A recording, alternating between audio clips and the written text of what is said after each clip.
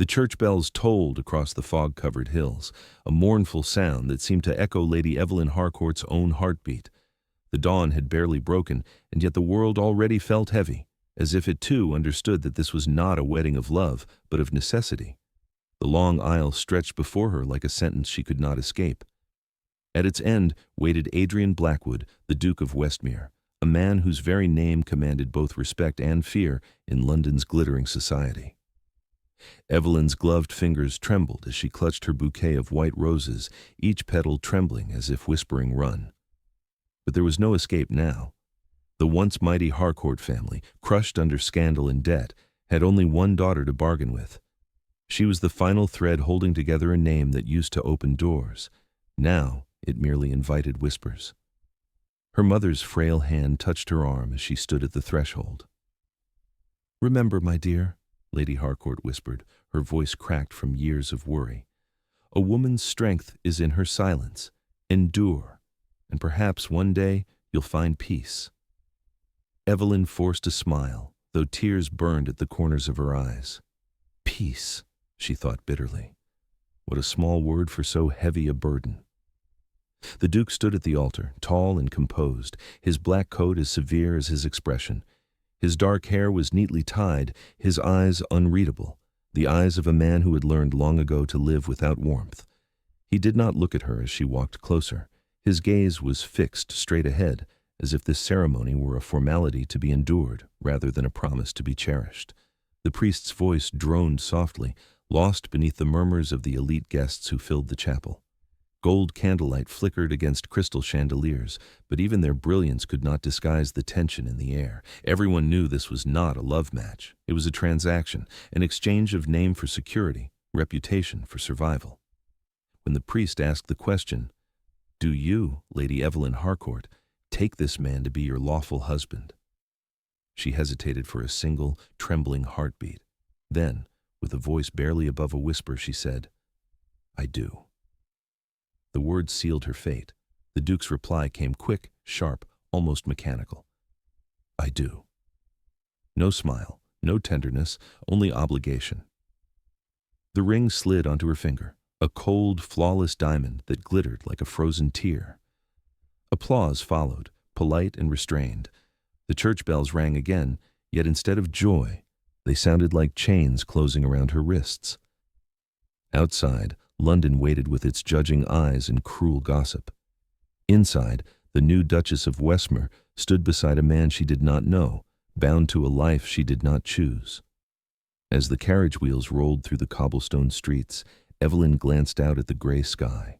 Her new husband sat across from her, silent as stone, his gloved hand resting on the polished cane beside him. She wanted to speak, to ask him if he hated her for this arrangement as much as she hated herself for accepting it, but the words lodged in her throat. When the carriage hit a bump, his gaze flicked to hers for the first time. "You'll find Westmere Hall quiet," he said finally. His tone was clipped, formal, polite, but cold. "I prefer quiet," she replied softly. He gave a faint nod, though his expression didn't change. The conversation ended as abruptly as it began. They rode on in silence, the rhythmic sound of hooves echoing through the fog. It wasn't until they passed the final row of London houses that Evelyn realized she had truly left everything behind. Her home, her freedom, even her name. She was now the Duchess of Westmere, a title that sounded grand yet hollow. As they arrived at the estate, the grandeur of the place struck her like a blow. Westmere Hall rose from the mist like a monument carved from cold gray stone. Ivy crawled along its ancient walls, and rows of statues watched with lifeless eyes. It was beautiful, yes, but in the way of a tomb. Inside, the corridors stretched endlessly, lined with portraits of long-dead ancestors whose eyes seemed to follow her every step. The servants bowed as they passed, their expressions cautious, even fearful. She wondered if they pitied her, the new Duchess trapped in a life colder than the marble floors beneath her feet. That evening, a dinner was prepared in her honor, a feast she could barely touch. The Duke sat at the far end of a long table, his plate barely disturbed. The candlelight flickered between them, casting long shadows that seemed to stretch across the room like walls. Evelyn took a sip of her wine, her hand trembling slightly. I hope, she began carefully, that I will not be a burden upon your household, your grace. His eyes lifted from his plate, sharp as glass. A burden? No. But I do not require companionship, Duchess. You'll find your own pursuits to occupy your time, I trust? His tone was measured, his gaze unreadable, as if he'd built a fortress inside himself and had no intention of letting anyone in. Evelyn lowered her eyes. As you wish. For the rest of the evening, silence reigned between them, broken only by the soft clink of silver on porcelain and the distant cry of wind against the windows. Later, in her new chambers, Evelyn stood before the mirror, staring at the reflection of a stranger. Her wedding gown shimmered in the candlelight, a gown meant for celebration, yet her face looked hollow, her eyes dull. Slowly, she removed her jewelry piece by piece, each one feeling heavier than the last. When she finally unclasped the diamond necklace, she whispered, "You did this for them, for your family. You will not regret it." But even as she spoke the words, her heart answered with silence. She walked to the window, opening it just enough to feel the cold wind brush her skin. Below, the garden stretched out like a sea of silver leaves. Somewhere in the distance, a nightingale sang, the only sound of life in the sleeping estate.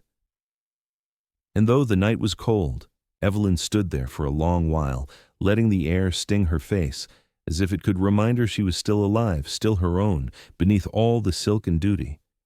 If you've stayed this long in her story, you already feel her strength. Stay with her journey, and don't forget to follow her path by subscribing so you never miss the next chapter of courage and love. As she closed the window, she caught her reflection once more, softer now, her posture straighter. "They may think I'm married to survive," she murmured, "but I will live on my own terms." The moonlight caught her face, and for the first time that day, Evelyn smiled, not with joy, but with quiet defiance. The Duke, in his study below, looked up at that same window and saw her silhouette against the night. His jaw tightened. He didn't know her yet, but something told him that this woman, this Duchess, would not bend as easily as he'd imagined. And though neither of them spoke another word that night, something had already begun to shift. Not love, not yet, but the faintest spark of respect. A beginning, hidden beneath the silence of a cold house and a colder marriage. Westmere Hall woke early and without affection. The household rose to a bell and to habit. Fires were laid, silver was set, and footsteps were swallowed by carpets woven to erase the noise of lives. On her first morning as Duchess, Evelyn learned that breakfast for two could feel lonelier than an empty room. The table stretched like a small continent. Between them lay fruit, bread, and a gulf of unspoken rules. The Duke read a sheaf of correspondence while steam rose from his tea. He did not ignore her so much as he excluded her with impeccable manners. "You will find the East Wing suits a lady," he said, eyes never leaving the page. "The West is my province. Study, accounts, the hunt, affairs of the estate." "And the gardens?" she asked lightly, purely to ask something. A fractional pause, the barest lift of his gaze. "They have a gardener." "Do they have a steward of purpose?" The silence that followed was not hostile, merely frozen. "Enjoy the morning, Duchess," he concluded, and returned to his letters as if she were a season he intended to endure. She toured her new dominion with Mrs. Reed, the housekeeper, a compact woman whose competence could be smelled on the polished banisters.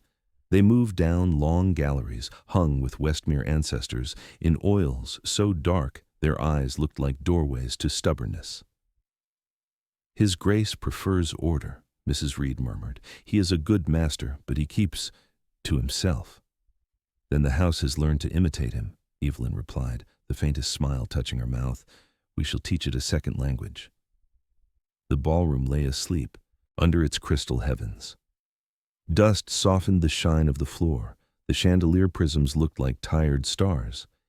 In the music room, a pianoforte sat with its lid closed, as if afraid to be overheard. The greenhouse attached to the south wall was no better, glass fogged with neglect, terracotta pots stacked like forgotten prayers.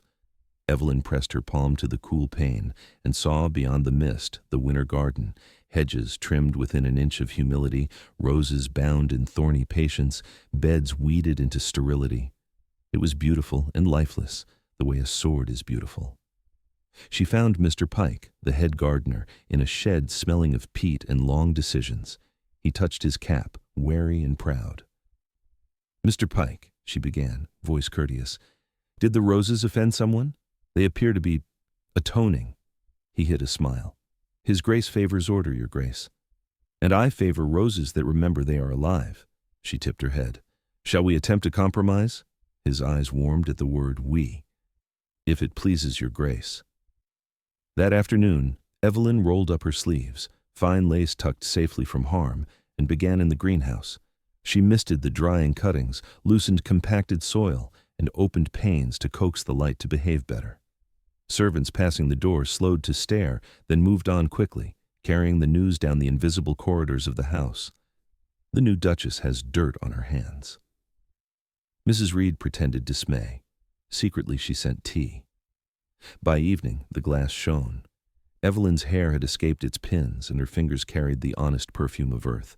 She walked back through the gallery and for the first time did not feel the portraits watching, only measuring. They could measure all they liked. She intended to change how the house told time. Dinner was as quiet as dawn, but the light had shifted.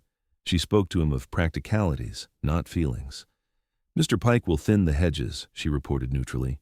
"We'll move pale lavender to the east walk to catch the morning light. The greenhouse is in good repair, but starved for air." Adrian looked up then, properly, directly. His expression did not soften, but something listened. "You prefer lavender?" he asked. "I prefer life," she said, and took a sip of wine. "Lavender cooperates." No argument followed. He set down his knife with the precision of a verdict and simply nodded. When she rose at the end of the meal, he stood as courtesy demanded. When she left the room, he watched the door a moment longer than necessity. On the second morning, she presented herself at the library, a 2-story cathedral of leather and quiet authority. The room smelled of old ideas and unbroken spines. She trailed her fingers along rows of volumes on agriculture, law, politics, poetry.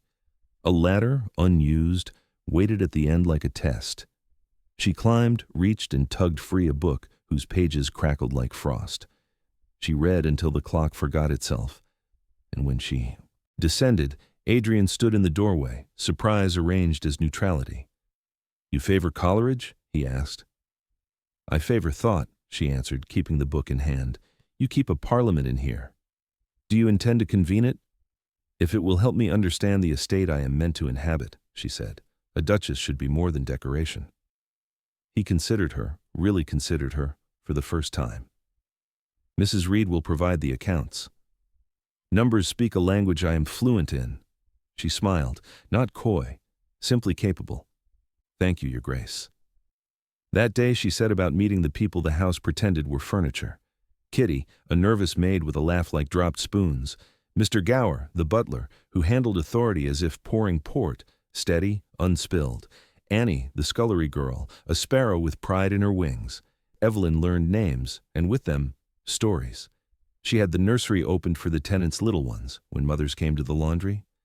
She asked Mr. Gower to move the smaller table into the morning room and told Mrs. Reed to keep the fires there always steady, for any servant who finishes late and needs warm bread.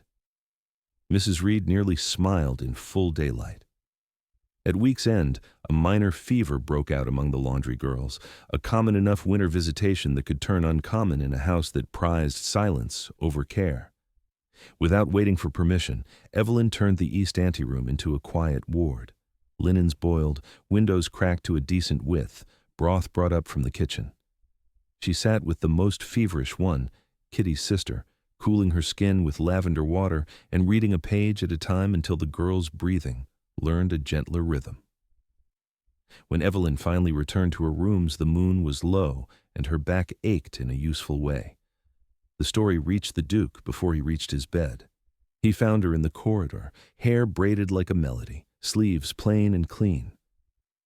"You were with the staff at this hour?" he asked, not reproachful, simply unpracticed at finding his wife where compassion lived. "The staff were with fever at this hour," she answered. "Now they are with sleep." He was silent a beat. "If you require a physician, I will send if needed," she said, and inclined her head in dismissal that was also respect. Good night, Your Grace." He watched her disappear down the passage and felt a sensation he had not felt in years, curiosity that resembled hope. The next few days taught the hall new habits. Servants found the Duchess where problems were, not where portraits hung. The greenhouse woke, the hedges loosened their posture, the roses rehearsed a future. Evelyn instituted a weekly reading hour in the Wild Rose Room. No grand proclamation, only an announcement to the household that any who wished might come listen while they polished silver or mended cuffs. The first Thursday drew 3 maids and a footman who pretended to be there by accident. The second drew 8 souls and a quiet from the old walls that felt like gratitude. Adrian observed from a distance that did not feel as safe as it once had. At dinner one night he found himself saying, of his own accord, "Mr. Pike tells me the East Walk smells different." "It smells like welcome," Evelyn replied, buttering her bread. "The estate should greet people before the door has the chance." He looked at her hands, gentle, ringed, smudged faintly with earth no matter how she washed. Hands that did, not just adorned. A thought he did not invite slid past his guard. What else might be different if I stopped guarding? That evening, he stood in the doorway of the ballroom and watched as she crossed the polished floor alone. No orchestra played, her steps counted only for themselves. She paused under the chandelier, tipped her head back to look into its bright country, and smiled at some private joke time had told her. For the briefest instant, he saw the ballroom as it could be, lit, warm, occupied by more than echoes, and he saw her not as the solution to a scandal, but as a center. She noticed him then and dipped a simple curtsy, as if acknowledging a truce. He bowed in return. It was not intimacy, not yet, but it was recognition. Side note for our listeners, if you're feeling the house thaw with her, stay with us. We tell stories where strength warms stone. Tap subscribe so you don't miss the moment this frost finally breaks.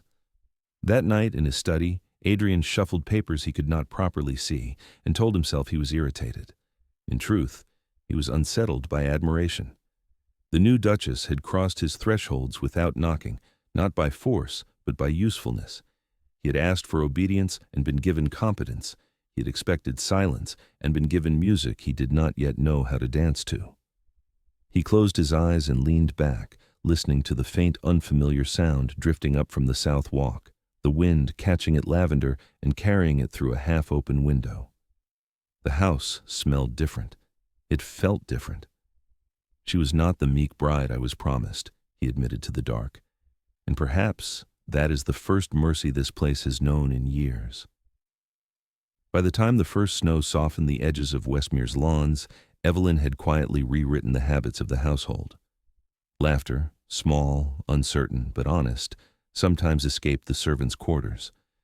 Windows stayed open a few minutes longer in the afternoons, as if air itself had finally been invited back.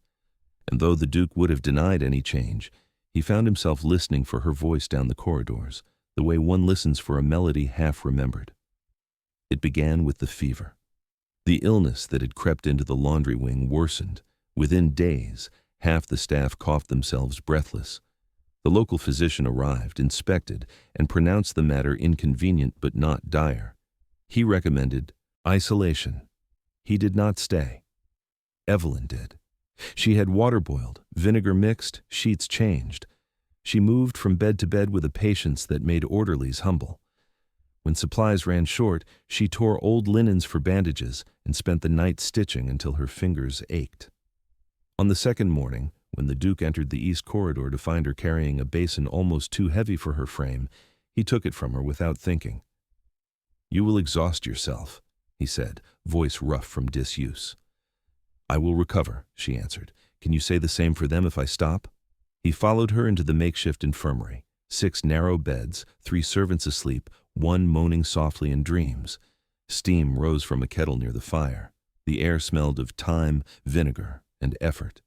She placed a cloth on a brow, wrung another, adjusted a pillow with the careful strength of someone who knows that gentleness is a form of power. When she turned and saw him watching, she smiled faintly. "If you wish to help, hand me that bottle." He obeyed before he remembered he was not in the habit of obeying anyone. That night when she dozed in a chair between the beds, he covered her with his coat. By morning, the worst had broken. Fever receded, breath returned. Westmere Hall kept its servants, and the Duke discovered that gratitude was an unfamiliar, disarming guest. The house thawed one gesture at a time. He began to join her for breakfast, though conversation stayed shy.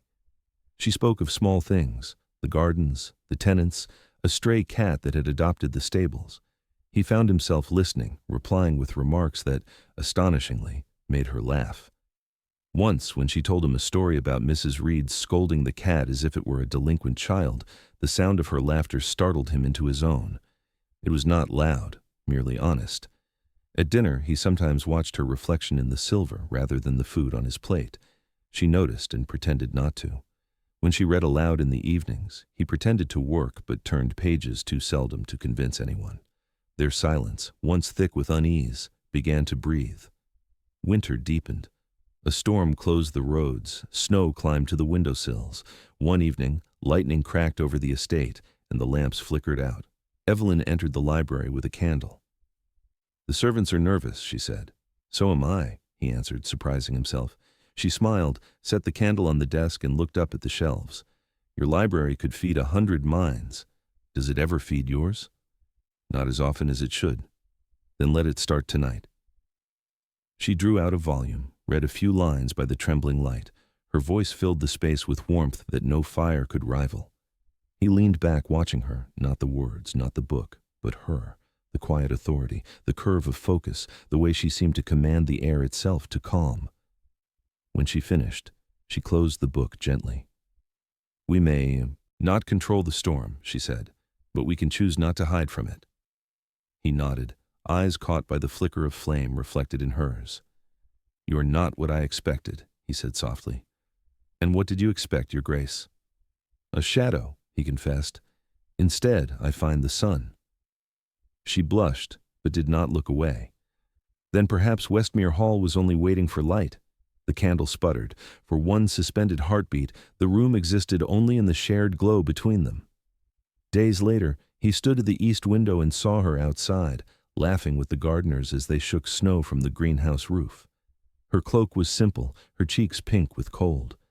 When she caught sight of him through the glass, she waved, a small, unassuming motion that hit him like mercy. He raised a gloved hand in answer. That night he told Mrs. Reed, "Have the greenhouse warmed before dawn. She'll want the roses alive come spring." The housekeeper bowed, wisely silent. She saw what he would not name. He found himself bringing her small reports, a letter from a tenant thanking her for a remedy, a note from the steward about improved yields. He liked how she listened, head tilted, eyes bright with engagement. When she spoke, she made him reconsider old decisions. Once, after a discussion about an estate school, he said half to himself, "You were not born to this life, yet you improve it." She replied, "No one is born to chains, Your Grace. Some simply learn to carry them gracefully." That night, he could not sleep. The thaw reached even the portraits.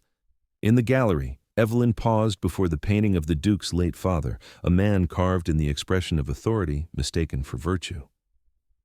"He looks proud," she said. "He was," Adrian answered behind her. She turned. "And you?" "I was raised to believe pride is the only armor that does not rust." She studied him. "And has it served you well?" He hesitated. "It has kept me safe." "From what?" "From everything." "Then perhaps," she said softly, "it has also kept you from everyone." Her words settled in the silence like the first crack of ice before it melts. That evening, the Duke did something that startled the servants. He entered the music room. Evelyn sat at the piano, her fingers trailing the keys as though coaxing a tune rather than commanding one. He lingered near the door until she looked up. "Do you play?" she asked. "Badly." "Then we are equals." He joined her. The melody stumbled, then found its footing, awkward, human, unguarded. When she laughed at a missed note, he did not flinch. When she began again, he followed without hesitation. Music rose through the hall, threading past the portraits, down to the kitchens, out into the snow-lit garden. Servants paused, listening, smiling to one another. Westmere Hall, for the first time in memory, sounded alive. When the final chord faded, Evelyn closed the piano and said, You see, Your Grace, even mistakes can make music. He looked at her hands resting on the ivory keys and said, Perhaps I have mistaken silence for peace all these years. Outside, the snow began to fall again, softer this time, like forgiveness rehearsing its entrance. The snow had long melted, but the memory of its silence lingered in every corner of Westmere Hall. Spring came quietly, creeping in through half-open windows and warming the edges of the marble corridors that had once felt like stone tombs. Evelyn had filled them with life, with flowers in glass vases, laughter in the kitchens, music in the evenings. Yet, despite all she had changed, one mystery remained untouched: the reason behind her marriage. The Duke never asked and she never told, but secrets have a way of blooming in spring. It began with a letter. One morning, as sunlight stretched across her writing desk, a small envelope appeared among the day's correspondence. The seal, a worn silver crest, made her blood run cold. She recognized it instantly. Her brother's seal. Her hand trembled as she broke it open. The words inside were desperate, scrawled in haste and guilt. Evelyn, forgive me. I never meant for Father's debts to reach his ears. The men he owed are pressing again. They say you are safe with the Duke, and they will wait. But they will not wait forever. Her eyes blurred. It had been months since she'd last heard from Thomas, the boy she had raised more like a son than a brother, reckless, brilliant, too trusting of a world that devoured kindness for sport. He had been the reason she'd said yes to the Duke's proposal, not for comfort, not for title, but for time. Time to save her family's name from ruin. She folded the letter carefully, pressing it to her chest. It was proof of everything she had sacrificed, and a reminder of everything she still stood to lose. Later that evening, she found herself in the Duke's study. He looked up as she entered, surprise flickering across his features. She rarely disturbed him here. Forgive the intrusion, she said softly, clutching the letter behind her back. He gestured to a chair. You never intrude, Duchess. You merely rearrange the air. She sat, managing a small smile. There's something I must tell you. He leaned forward slightly, sensing the weight in her tone. Go on. Before she could speak, a footman appeared at the door, carrying a folded document. For His Grace, he said.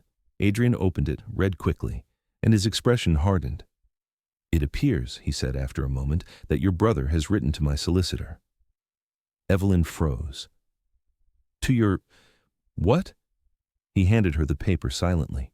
It was a request from Thomas Harcourt, pleading for an advance on Evelyn's dowry, a plea for money he'd sworn never to ask for again. Her throat went dry. I didn't know, she whispered. I haven't spoken to him in months. Adrian studied her face, his eyes sharp with memory, of every rumor he'd heard before their marriage, every whisper about the desperate Harcourts. You expect me to believe that? I do not expect anything, she said, voice trembling but steady. Only that you hear the truth before judging it. He rose from his chair, anger and disbelief colliding beneath his composure. You married me under false pretenses then, to pay debts, not to be a wife. Tears burned in her eyes, but she didn't look away. Yes, she said simply, I married you to protect my family, to protect my brother, but I have kept every vow since. You asked for a duchess. I became one. You asked for peace. I brought it. Her honesty stopped him more than denial ever could. For the first time, he saw not the calm, composed woman who ran his estate, but the fierce soul beneath, the one who had walked into a cold marriage with nothing but willpower and the courage to love people who did not deserve it. He turned away, pacing. You could have told me. And would you have listened? She asked quietly. His silence was answer enough. The storm that followed was silent, the kind that rages behind closed doors and guarded eyes. For days they spoke little. The Duke threw himself into estate affairs. Evelyn spent her mornings teaching at the village school, her evenings in the greenhouse tending to the roses that refused to bloom. One night, unable to sleep, Adrian found himself standing outside her room. Candlelight glowed beneath the door, and inside he heard the faint scratch of her pen. He hesitated, hand hovering above the latch. Then, for the first time in years, he knocked. She opened the door, startled. Your Grace? I can't rest, he said simply. Nor I. He stepped inside. On her desk lay the letter from Thomas beside a half-finished reply. "You still write to him," he said, not as accusation, but observation. "He is my brother," she said softly. "He makes mistakes, but he is the last of my family. Would you abandon yours?" He had no answer. He had lost his family long ago, not to death, but to disappointment. His father's pride, his mother's silence, the endless parade of cold lessons on how to command rather than connect. "Why didn't you tell me before?" he asked at last. "Because I thought you'd see it as weakness," she said, meeting his eyes. "But perhaps strength is only born from what we survive." Something in his chest cracked, a soundless break years in the making. He saw her then as she truly was, a woman who had fought for everything she had, who gave dignity to a life that had offered her little mercy. And for the first time, he felt ashamed, not of her, but of himself. He exhaled slowly. "I once told myself I'd never forgive deceit," he said. "But I think I have spent my life mistaking self-preservation for virtue." Evelyn smiled, sadly. "And I mistook silence for safety." They stood there, two people bound by pride, finally learning the language of honesty. When he finally left her room that night, he didn't go back to his study. He went to the greenhouse where her roses had begun to bloom again, tiny buds, fragile but alive. He touched one gently, and the petals trembled beneath his hand. "She married me to survive," he murmured, "and somehow she taught me how to live." In the soft hush of the glass house, something inside the Duke of Westmere began to thaw for good. The ice had cracked, the flood was coming. London was awake long before the morning sun dared to rise. Gossip moved faster than light, and that week it had found a new favorite scandal. The Duchess of Westmere had married for money. Her brother was a gambler. The Duke's fortune had been used to pay off a criminal debt. Whispers filled every drawing room, every ball, every fluttering fan behind a painted smile. And like all cruel things, the rumor carried a hint of truth, just enough to wound, never enough to kill cleanly. Evelyn heard it first from a friend of a friend, though friend was a generous word in the world of the ton.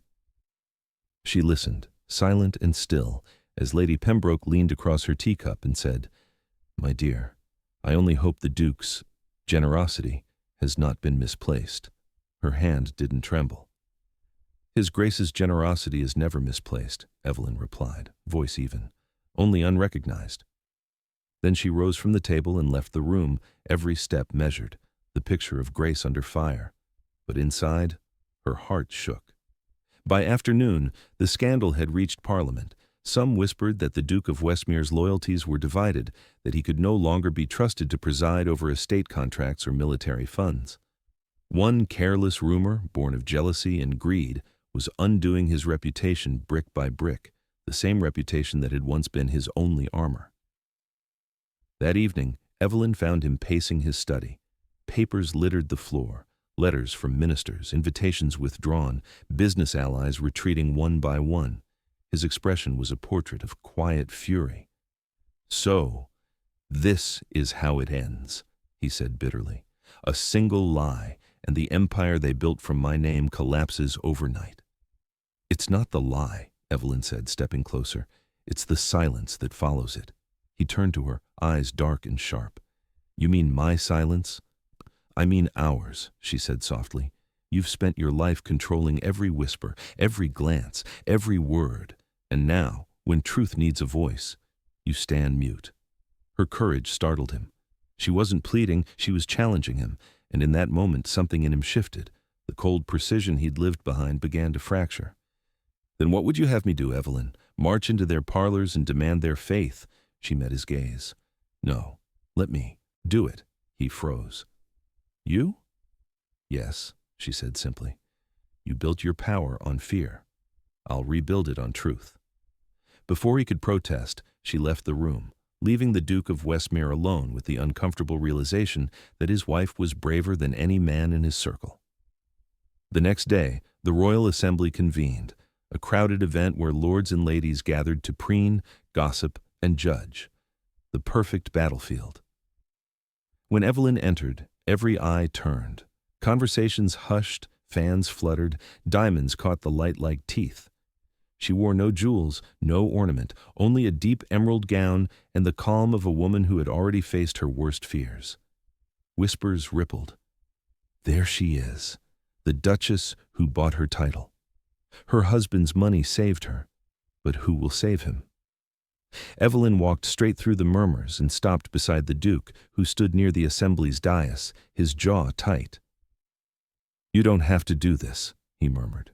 I do, she replied, for both of us. Then, as if the moment had been rehearsed by fate, the speaker at the dais turned toward her. Your Grace, he said coolly, it seems society has much to say about your alliances. Evelyn met his gaze. Then let them listen to the truth. A wave of silence rolled through the hall. She spoke clearly, not as a pleading wife, but as a duchess whose dignity was its own crown. Yes, I married the Duke to save my family, she said, but that was not deceit, it was survival. My father's debts were not my sins to bear, yet I bore them anyway, because that is what strength does. It stands where others fall, and if my marriage began in necessity, it thrives now in respect. She paused, the silence electric. I do not apologize for surviving, and I do not regret the man who taught me that compassion is not weakness. You call it scandal. I call it love. Gasps rippled through the assembly, but admiration followed, soft and stunned. The Duke, for the first time in years, felt something swell in his chest that wasn't anger or pride. It was awe. He took a step forward, standing beside her in full view of the crowd. Gentlemen, he said, his deep voice steady, if strength is a crime, then I am guilty of marrying the strongest woman in England. The next morning, London woke to a different rumor. The scandal was still discussed, but with new words: admiration, courage, grace. Letters poured into Westmere Hall, apologies from peers who had doubted her, invitations renewed. Even the newspapers spoke her name with reluctant reverence. The Duke watched as she moved through it all with quiet composure, answering every letter, thanking no one, forgiving everyone. He realized then that power wasn't inherited. It was earned, moment by moment, through choices like hers. That night, he found her in the garden, sitting beneath the blooming magnolia tree she'd revived months earlier. The moonlight brushed her hair with silver. You shouldn't have had to fight for me, he said softly. She looked up. You didn't ask me to. That makes it worse, he said, because you did anyway. She smiled faintly. That's what love does, Adrian. It defends even when it's tired. He sat beside her, eyes on the blossoms above. They'll speak of you for years, he said. Let them, she replied. If they speak, it means they listened. He turned to her then, and for once there was no pride between them, only gratitude. I once thought I married you to restore my family's honor, he murmured, but you've restored something far rarer. What's that, she asked. My faith in grace. From that night on, London's gossip softened. When Evelyn walked into a room, heads still turned, but now they turned out of respect. And when she spoke, even the cruelest tongues hesitated. The Duke of Westmere had his reputation back, but more than that, he had found the one thing power could never buy, a partner who made him better. And in every ballroom whisper, every stolen glance, one truth endured. He had married her to save his name, but it was she who saved his soul. The storm had passed, but the air still hummed with what it had undone. The scandal was gone, the halls of Westmere were warm again, and yet the Duke found no peace. He carried his composure the way a soldier carries armor, serviceable, heavy, and built for battle long after the war has ended. Evelyn had defended him before the world, and he had stood silent afterward, as if gratitude might reduce the size of his debt. It could not. On the third morning after London's thaw, he found her in the garden where the magnolias opened shyly to the sun. She knelt in a plain linen dress, pruning shears flashing, hair pinned carelessly against the wind. He watched her work for a moment before speaking. You would rather tend the living than receive thanks, he said. She didn't look up. Gratitude fades when spoken, a garden remembers longer. He stepped closer, boots whispering through grass still damp with dew. Then let the garden remember this. When she rose, he was there before her, eyes stripped of ceremony. Evelyn, You fought for me before men who do not fight for anything. You risked your name to save mine." Her fingers tightened on the shears. "I did what needed doing. You did what no one has ever done for me," he said, "and it changed everything." The wind stirred the magnolia petals between them, white and trembling. "I married you because I thought I needed a wife to repair what was broken," he said slowly. "But you did not repair me. You rebuilt me." Evelyn turned her face toward him, the sun catching the soft line of her jaw. "And what is it you think I need?" "To hear me say," he answered, "that I love you, entirely, inconveniently, and without permission." Silence answered first, gentle as breath. Then she smiled, a small, startled thing that grew into certainty. "I wondered if you'd ever say it." "I feared I would ruin it if I did," he confessed. "Then ruin it," she said. "At least it will be honest." He reached for her hand. It was cold from the shears, warm from labor. He bent his head and kissed it with reverence rather than claim. "When you walked into this house, I thought you were survival in silk. Now I see you're the reason it breathes." She brushed his cheek with the back of her hand. "You were never unkind," she said, "just afraid." He met her gaze. "And you were never weak, just waiting to be seen." For a long while they stood in the garden, saying nothing more, letting the magnolias do the talking. The sunlight found them easily, as if it had been searching all winter. That evening, the house learned a new rhythm. The Duke joined her in the library after dinner, reading without the armor of distance. When their hands brushed while turning a page, neither withdrew. He began to ask questions that had nothing to do with accounts. Which poet she favored, what color she imagined when she thought of peace, whether she believed in forgiveness before understanding. She answered each softly, as if the act of conversation were a kind of faith. One night, when the rain came again, he found her in the greenhouse lighting lamps. "You'll catch cold," he warned. "I like the sound it makes on the glass," she said. He watched her a moment. "Then I like it too." They stayed until the lamps dimmed, until thunder rolled across the hills like an afterthought. When lightning flashed, he reached for her without planning to. She didn't step back. The kiss began as apology, then deepened into promise, the kind made without witnesses because truth does not require them. When they finally parted, she rested her forehead against his chest. "Do you know what I admire about storms?" she whispered. "They leave the world cleaner than they found it. And you," he said, "are my favorite storm." Morning found them walking the estate side by side, the household pretending not to stare. He spoke to tenants who had never heard warmth in his voice before. She listened to his plans for rebuilding the schoolhouse. "You've changed," she said. "Because you were right," he replied. "Power should serve, not shield." When they reached the stables, he stopped her. "Do you regret it?" "Regret what?" "Marrying a man you barely knew." She smiled. "You underestimate how quickly I learn." "And what have you learned?" "That even a cold house will warm if you open the right windows." He laughed, a sound she hadn't known he could make. "Then keep them open, Evelyn, always." That night he wrote a letter to his solicitor. Nothing grand, only instructions to release funds for a new trust in her. Name. When she discovered it later, she scolded him. "I didn't fight for money, Adrian." "I know," he said, taking her hand. "That's why it means something that it's yours." She tore the letter in half and smiled, then let it be ours instead. The following week, they hosted the first gathering Westmere had seen in years, a dinner for the tenants, not the lords. Music floated through the halls and laughter replaced the old hush. The Duke watched her move among the guests, offering smiles and stories, until he realized she had become the heart of the house. When he lifted his glass to speak, the room fell silent. "There was a time I believed strength was a matter of command," he said. "Then my wife taught me that strength is compassion and dignity is born from kindness. You have my name, my thanks, and my promise. Westmere belongs to those who make it live." The toast rang with applause. Evelyn's eyes shimmered with quiet pride. "You spoke beautifully," she told him later. "I borrowed your words," he said. "Then they've finally found a good home." That night, as the candles burned low, she found him by the window looking out into the starlit garden. "You're thinking again," she teased. "Of you," he admitted. "Always?" "Always," he said. "I built this life to protect my name, and you turned it into something worth keeping." She leaned against his shoulder. "Then promise me one thing, Adrian." "Anything. When winter returns, don't close the shutters. Let the light in." He looked down at her, eyes soft as dawn. "I will, my Duchess."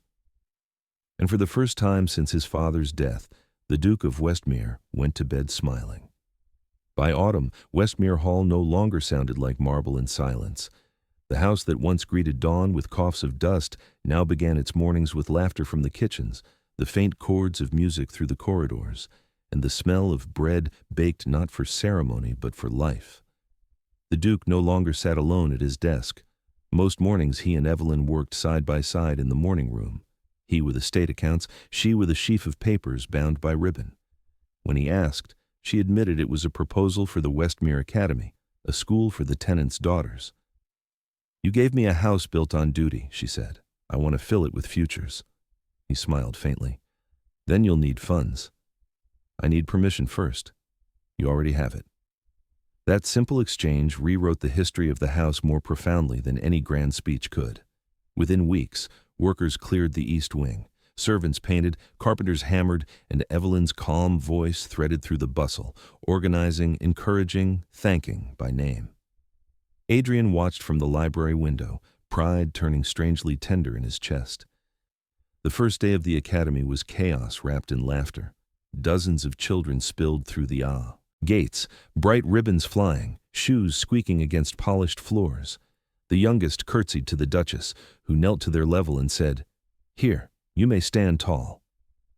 The Duke, watching from the doorway, realized he was smiling without having decided to. That evening, Evelyn found him in the rose garden. "You've been quiet all day," she said.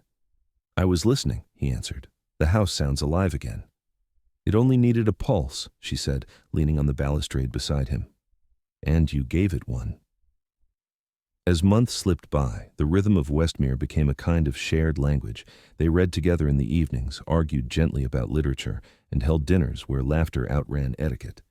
He learned that peace was not the absence of conflict, but the presence of understanding. On one such evening, when candles had burned low and even the portraits seemed to rest, he turned to her and said, "When I married you, I thought love was a luxury reserved for the untested. I see now it is the only thing that endures a test." She reached across the table, brushing his hand with hers. "Then promise me we will keep testing it. Gently." "Always gently," he said.